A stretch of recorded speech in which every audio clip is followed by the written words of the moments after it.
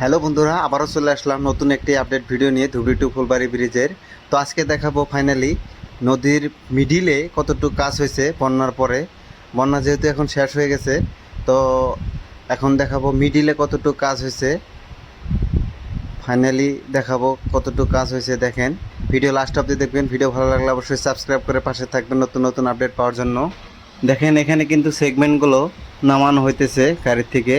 আর এই সেগমেন্টগুলো কিন্তু অন্য জায়গায় বানানো হয় আর এখানে এনে ফিটিং করা হয়। আর এই গাড়ির দ্বারা কিন্তু নিয়ে আসা হয়। আর এটা কিন্তু অনেক ভারী, সেগমেন্টগুলো কিন্তু অনেক ভারী হয়, যার জন্য কিন্তু বড় বড় এখানে ক্রেনগুলো ইউজ করে এখানে। এই দেখেন, এটা 61 নাম্বার পিলারের কাজ কতটুক আগ বাড়ছে। 61 নাম্বার পিলারের কাজ কিন্তু কতটুক আগ বাড়েনি। এই দেখেন, এখানে কিন্তু মাত্র 3টা সেগমেন্ট ফিটিং হয়েছে। আর এটা কিন্তু 62 নম্বর পিলার। দেখেন, এখানে কিন্তু অনেক কটাই সেগমেন্ট ফিটিং হয়ে গেছে।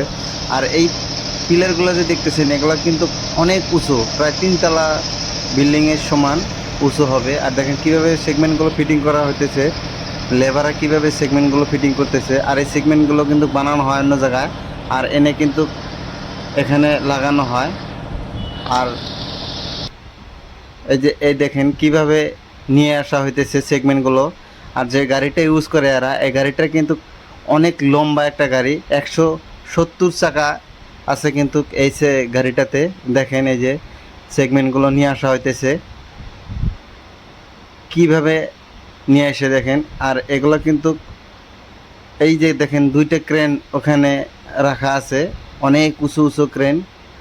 আর এই ক্রেনের দ্বারাই কিন্তু এই সেগমেন্টগুলো এই গাড়ি থেকে নামাবে আর এখানে ফিটিং করবে।